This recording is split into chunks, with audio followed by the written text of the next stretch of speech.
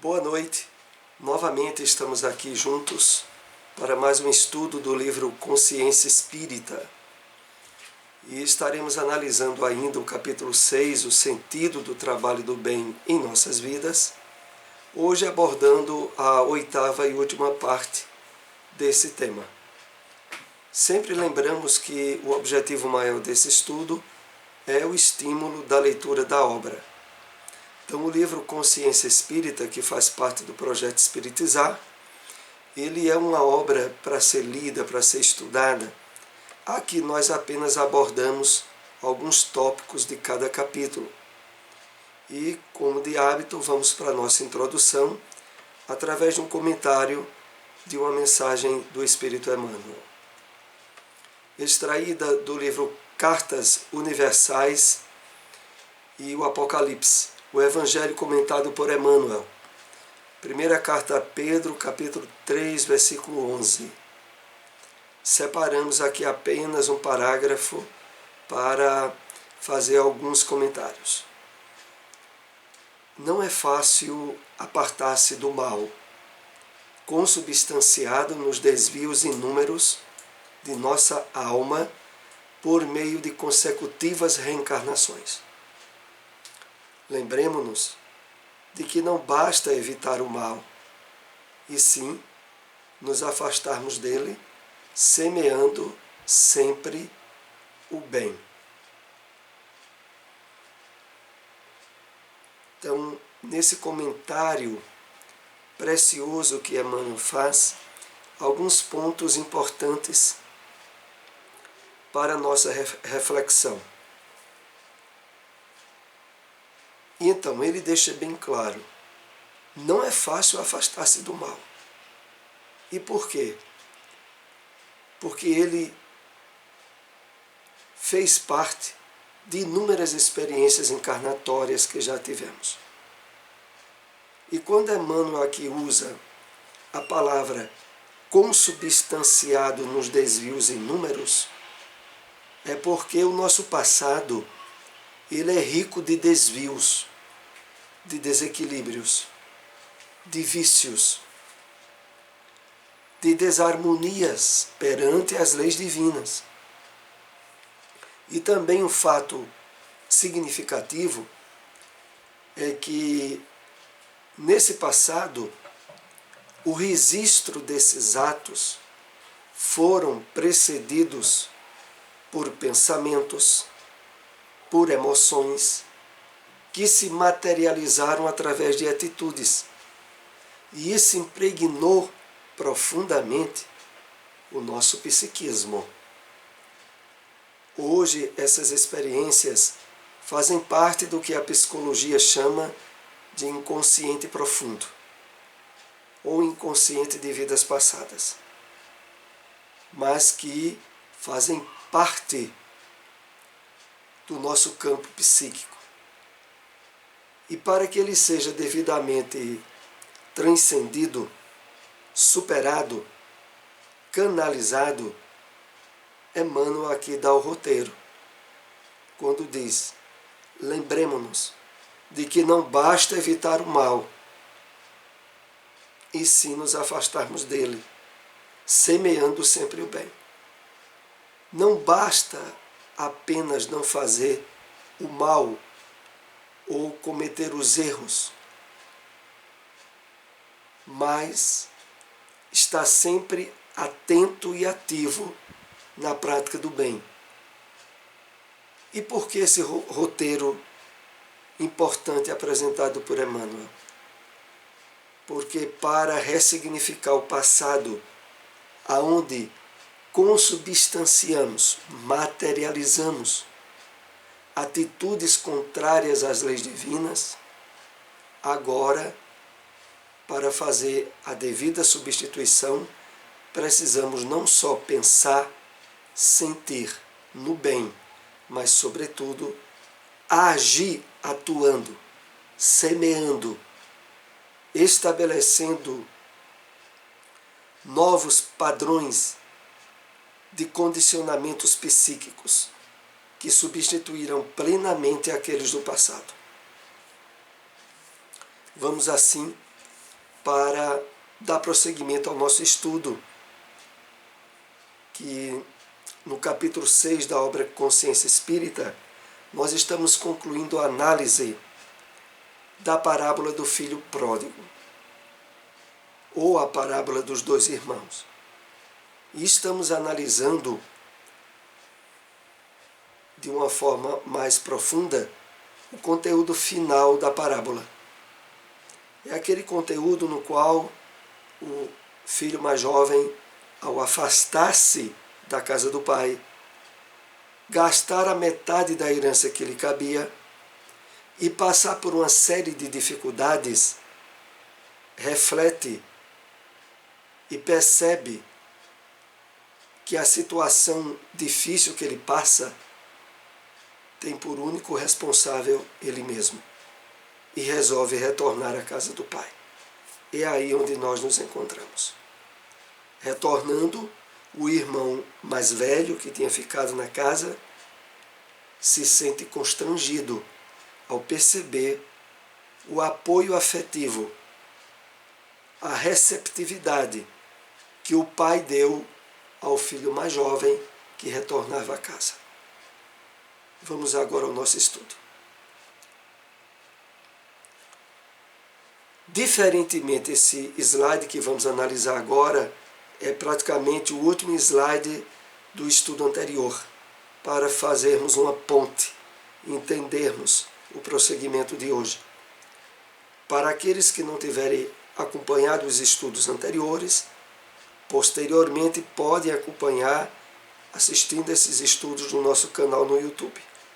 Para aqueles que estão, a partir de hoje, acompanhando, não se preocupem, porque a forma com que colocamos é perfeitamente entendível, mesmo sem ter assistido os estudos anteriores. Diferentemente do seu irmão mais novo, ele, o mais velho, não percebe que a causa do sofrimento está em si mesmo, pois não tem desperta consciência. Daí acredita que o sofrimento é causado pelo pai e pelo filho do pai que voltou. Vamos analisar esse aspecto. A questão é que o filho mais velho se sentiu constrangido, triste, revoltado pelo acolhimento que o pai deu ao seu irmão. E atribuiu isso a um erro que teria sido o tratamento do seu próprio pai. E por isso, voltando aqui ao texto, ele não percebia que aquele constrangimento, aquela revolta íntima que ele tinha, que ele expressa dizendo que sempre ficou do lado do pai, mas que o pai nunca tinha sequer matado um cabrito para ele comer com os amigos. E estava dando essa festa ao irmão que tinha esbanjado os bens do pai. Essa parte é muito importante pelo seguinte: ela guarda uma lição para cada um de nós. Quantas vezes nós não assumimos essa atitude do filho mais velho ao perceber que pessoas que aparentemente não mereceriam têm uma série de facilidades que nós não temos na nossa vida. E para muitas pessoas que não têm um entendimento espiritual da reencarnação, elas acham muito injusto, muito errado. Porque fulano, que não se esforça a metade do que eu faço para ajudar os outros, para fazer o bem, tem essas facilidades na vida dele. Então, essa forma de responsabilizar os nossos conflitos aos outros é muito comum e é um grande erro. Porque se estivermos devidamente conscientizados em termos espirituais, toda vez que alguma situação externa a nós, que se apresenta, quer vivenciado por um desconhecido ou não, isso nos incomoda, vejamos bem, é porque algo errado está em nós, não é na situação em si. Nós sabemos que estamos num planeta de provas e expiações, que inúmeras situações aqui na Terra só se explicam quando se tem um entendimento das vidas passadas. Porque é esse entendimento que vai nos ajustando a perceber a justiça, a misericórdia e o amor de Deus. Então, toda vez que atitudes dos outros, que situações que os outros vivem, nos cutuque, nos incomode, eis uma excelente ocasião para a meditação, a autorreflexão e analisarmos a nós mesmos por que é que estamos nos sentindo assim. E não encontre justificativa nos desequilíbrios ou nos erros dos outros. Porque se nos incomoda é porque algo em nós não está bem. Se estivéssemos bem, o nosso olhar para quem erra, para quem se complica, é o olhar de misericórdia. É o olhar de alguém que sabe que na justiça perfeita e no amor perfeito de Deus, todos nós estamos envolvidos. Então, voltando ao texto. Daí acredita que o sofrimento é causado pelo pai e pelo filho do pai. Então vejam a cena. O irmão mais jovem volta, o mais velho que está em casa fica se mordendo. Porque percebe na atitude misericordiosa do pai uma atitude injusta. E aquilo incomoda ele. É essa situação que estamos aqui analisando como um padrão de exemplo para qualquer outra situação que a gente possa vivenciar, aonde aparentemente a injustiça está sendo praticada. Porque, como diz a doutrina espírita, na Terra tem muita injustiça, mas não tem ninguém sendo injustiçado.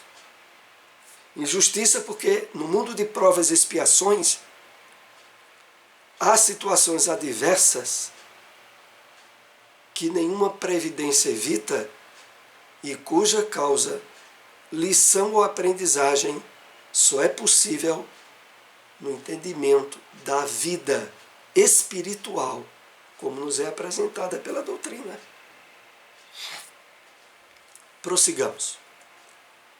Aqui ocorre um fenômeno psicológico chamado projeção. Trata-se de projetar no outro a causa do seu sofrimento.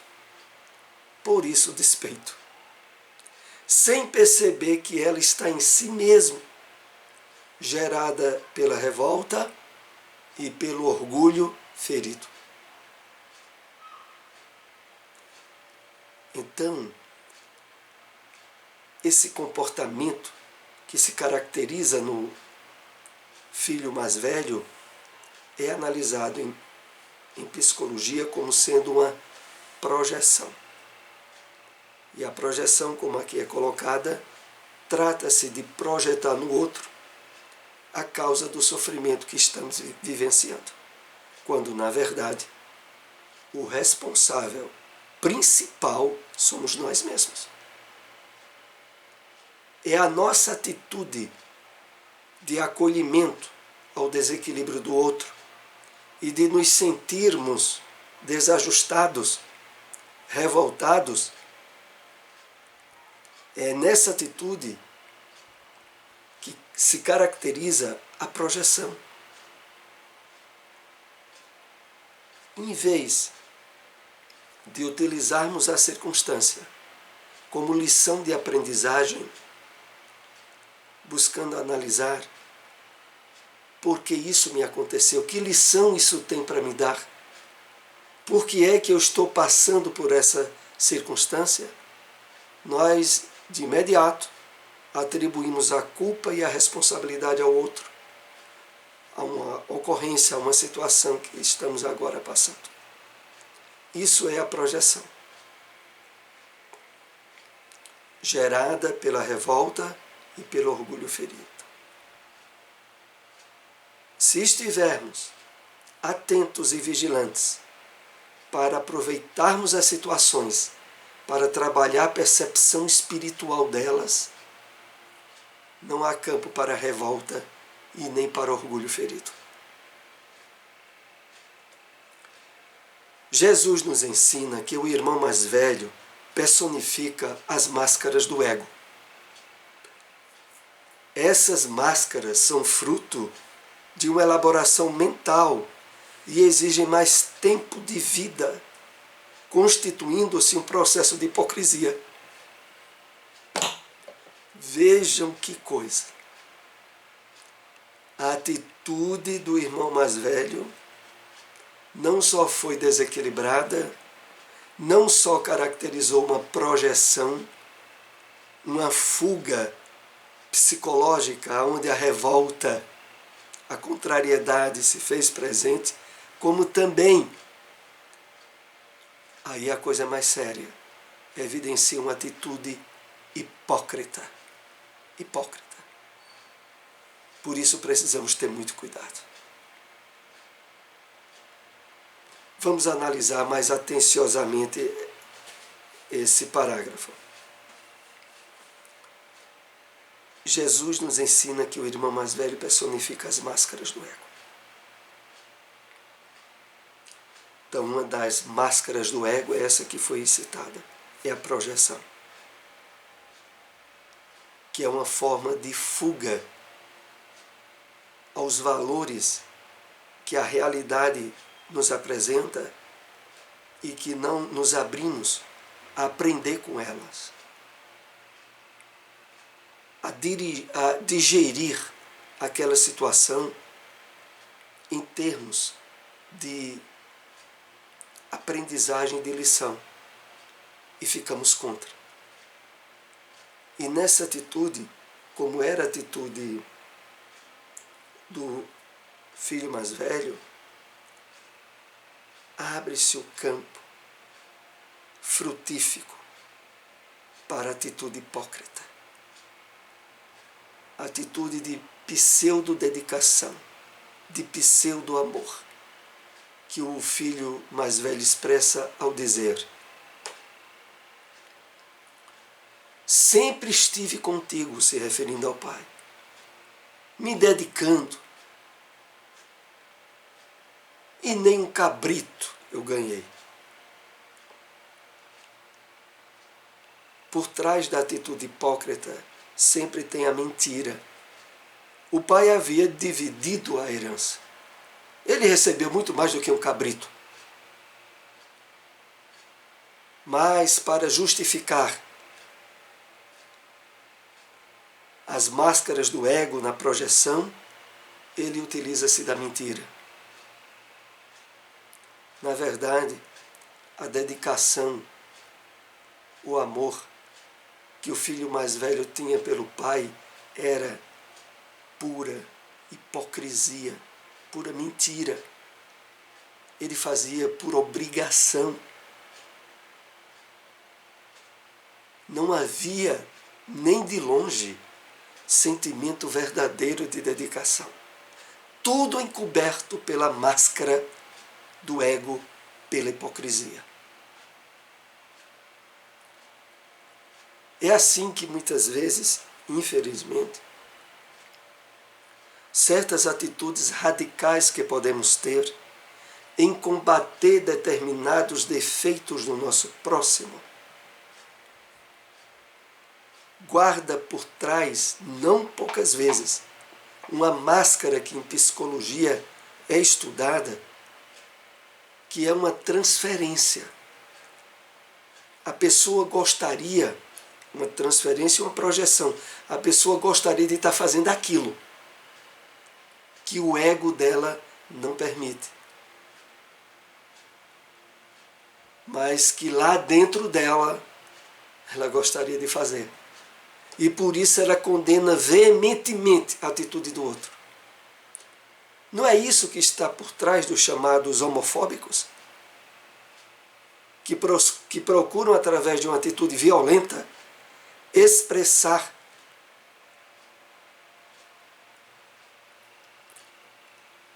de uma forma ostensiva sua contrariedade ao comportamento sexual do outro, e que, estudado em psicologia, e isso é bastante claro, na maioria das vezes, se não em todas, é um homofóbico. No homofóbico tem um homossexual enrustido. Por isso o ódio, a raiva.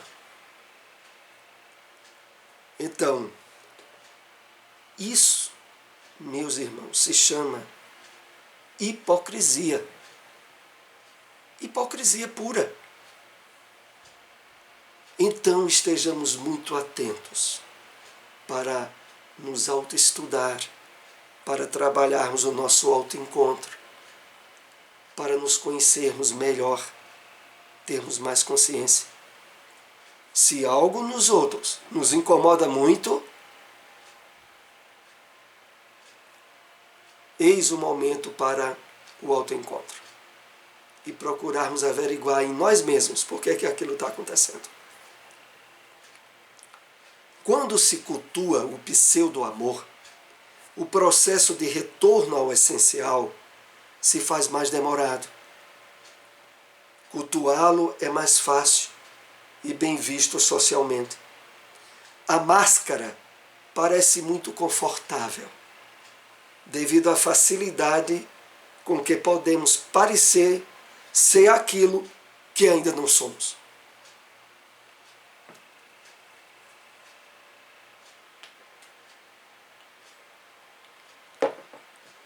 Então, a princípio, aqui é dito que o pseudo-amor é um processo que ainda demora mais para o retorno a Deus, ao essencial. Ou seja, o filho mais jovem, em termos emocionais e espirituais, mesmo tendo ido gastar toda a fortuna do pai, estava mais adiantado do que o filho mais velho. Que o filho mais velho ficou com o pai por fingimento, por hipocrisia, por pseudo-amor. Ainda teria que a ficha cair. Já o filho mais jovem, que escolheu afastar-se, ao perceber o nível de sofrimento que passou, e arrepender-se e voltar, já estava mais adiantado.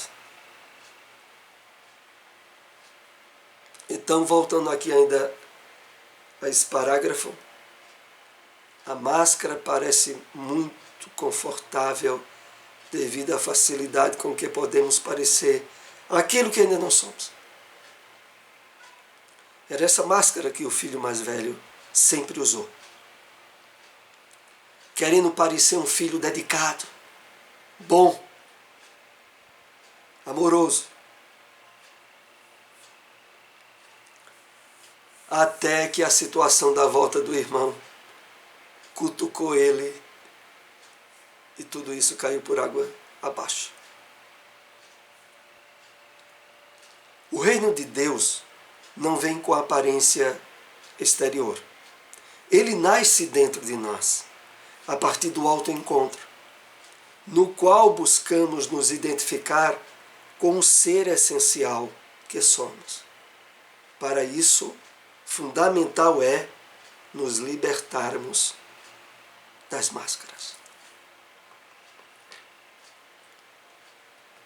Quando aqui é destacado o reino de Deus não vem com a aparência exterior, como o próprio Cristo afirmou, é para deixar para nós bem claro o estado de plenitude e de verdadeira felicidade é algo que nós temos que trabalhar dentro de nós. Não é algo que se estabelece pelas facilidades externas. É algo que tem que ser trabalhado e começa, como aqui é citado, no processo do autoencontro. Aonde vamos identificando a nossa essência de espírito imortal, responsável pelo que pensa e pelo que sente, para ir trabalhando a superação do ego e o despertamento do eu profundo e nos libertarmos das máscaras.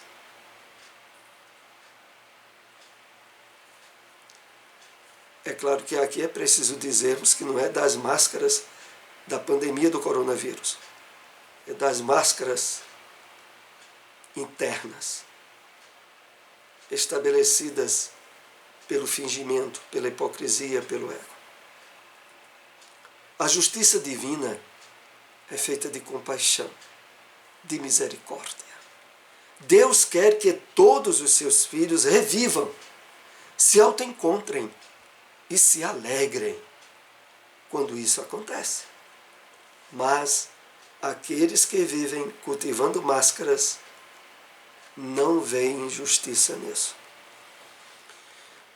Essa é a grande razão para entendermos a maior parte do sofrimento que a criatura humana vive no mundo de provas e expiações. Vejam só porque é que isso tem uma correlação muito íntima com isso que estamos dizendo. Para entender que a justiça divina se planifica na compaixão e na misericórdia, só vendo e percebendo a vida pelo ponto de vista espiritual, da reencarnação e da imortalidade da alma. Para a grande maioria das pessoas que são materialistas e que acham que a vida é essa experiência no corpo que se inicia no berço e termina no túmulo, para essa grande maioria de pessoas, elas só enxergam injustiça na vida. Principalmente se elas passam por determinadas provações. E fica complicadíssimo entender essa atuação conjunta de justiça, amor e misericórdia. E mais ainda, de que Deus quer que todos, sem exceção, todos os seus filhos revivam e se autoencontrem. O objetivo das leis divinas, na terra e fora da terra, é a felicidade de todos. E as leis divinas possibilitam, por mais complicado que nós sejamos, a encontrarmos os caminhos que nos levarão a essa realização. E entender a justiça nesse caos que nós estamos vivendo agora, com a pandemia do coronavírus, e entender que por trás de tudo o amor, a providência divina estão atuando, é preciso mergulharmos profundamente na compreensão espiritual da vida. Para isso, a doutrina espírita nos traz um manancial rico de ensinamentos em livros, em mensagens. Mergulhemos, nunca foi tão imprescindível, tão importante como agora, aprofundarmos ao máximo a compreensão espiritual da vida, para termos suficientes forças, fé, certeza na superação de todo esse período de provação coletiva. É fundamental que todos nós tomemos consciência das máscaras. que costumamos usar para nos libertarmos delas e podermos entrar na casa para vivermos em comunhão com Deus. Então aqui, essa parte do estudo é mais importante no final desse capítulo, justamente por isso. Porque nos faz aqui o convite que é preciso refletirmos, cada um de nós, como e onde estão nossas máscaras, nossas atitudes de projeção enganosa, de responsabilizar pessoas, situações e circunstâncias pela infelicidade emocional, espiritual que estejamos vivendo. É aí que estão as máscaras. Cada um de nós precisa estar atento no autoexame, na busca do autoencontro, para ir percebendo aonde há essa presença dessas máscaras e ter o compromisso de ir tirando-as.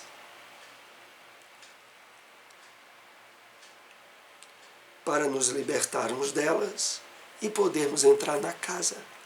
Casa aqui como na harmonia com as leis divinas.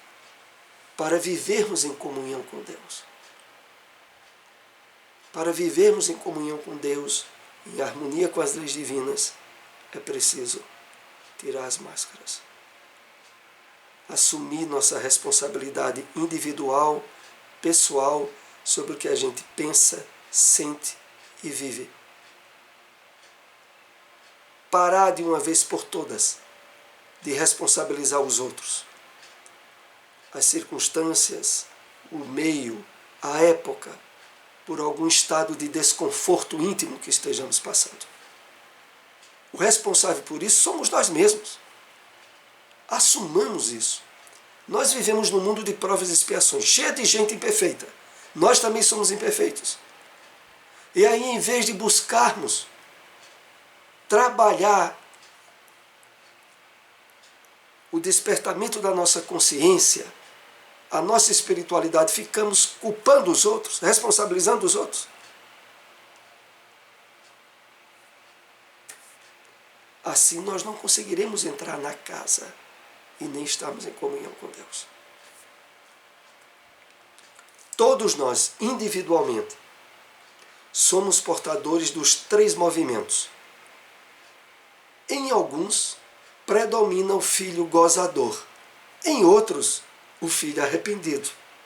E em outros, o filho aparentemente dedicado. Mas todos, de certa forma, temos alguma coisa dos 3 perfis.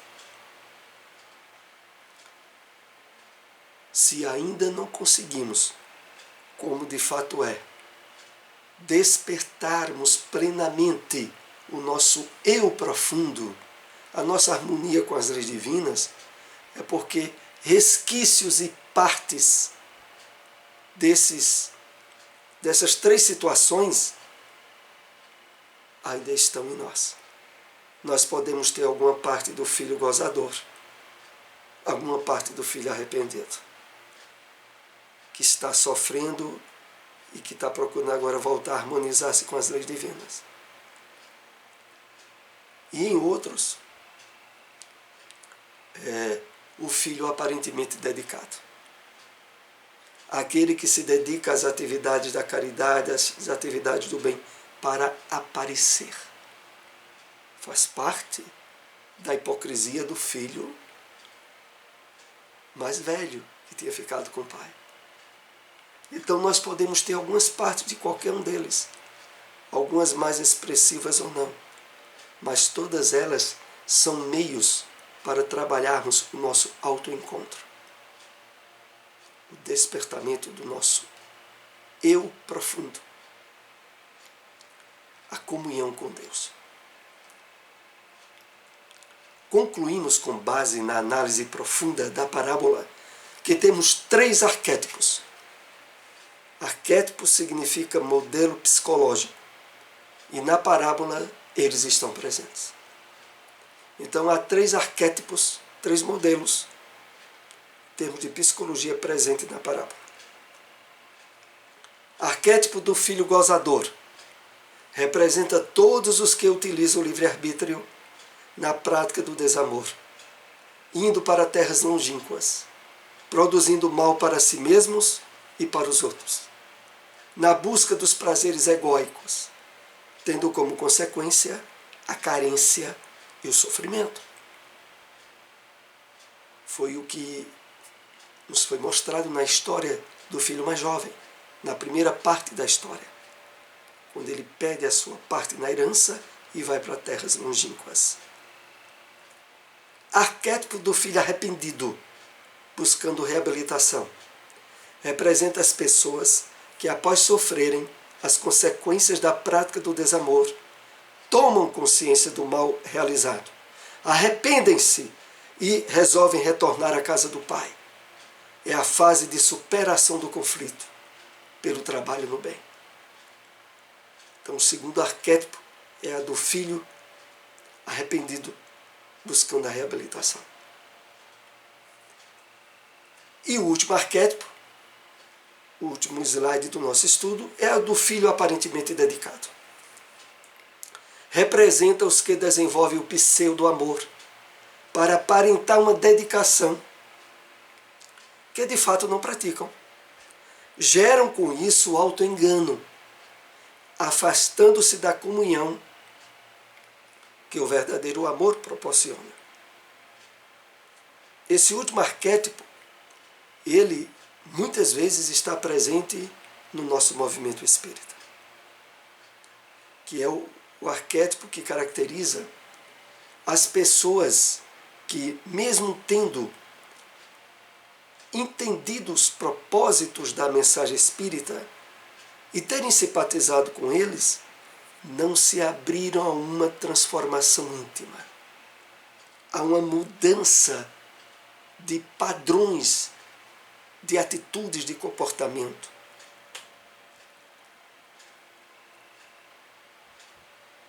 Alicerçada no sentimento do bem e no despertamento em termos de afeição, de sensibilidade à prática desse bem. Por não terem feito isso, tentam, através de atitudes e de ações externas, expressar aquilo que na verdade ainda não tem dentro de si. É claro que às vezes isso faz parte até de um exercício, desde que, o mais breve possível, as aberturas para a sensibilidade se deem na pessoa. Mas quando isso não acontece, aquela prática do bem se torna mecanizada, robotizada. A pessoa faz por hábito. Realiza um trabalho na casa espírita por condicionamento. Tem compromissos em tarefas como reunião mediúnica, aplicação de passes, mas tudo de uma forma condicionada. Não há um subsídio de sentimento na hora que está envolvido na tarefa. E isso é reflexo de um pseudo-amor, né? Daquele amor hipócrita, infelizmente, do filho mais velho, que para quem não tem a compreensão espírita da parábola, parecia a princípio ser o mais ajuizado, o mais equilibrado. Na verdade, era o que mais estava afastado das leis divinas. É o resultado dessas atitudes que fazem com que muitos livros na literatura espírita tenham vindo acordar os espíritas ao fato de que muitos estão chegando no plano espiritual num nível de consciência de culpa e de desequilíbrio absurdas. Mesmo tendo tido uma vida com anos e anos dedicada à divulgação da doutrina, mas desencarnando muito mal, como é mostrado em livros como Os Mensageiros e várias obras de Manuel Filomeno de Miranda. Tormentos da Obsessão e outras. Então, o resultado disso é a prática do pseudo-amor. É de fazer cumprir tarefas, expressar atitudes na caridade, na assistência, sem estarem com o sentimento envolvido nisso. Bom, aqui nós encerramos esse capítulo. Próximo estudo será o último capítulo da obra Consciência Espírita, que estamos aqui analisando. Agradeço a todos que nos acompanharam. Se possível, compartilhem essa mensagem. Até o próximo estudo. Uma boa noite.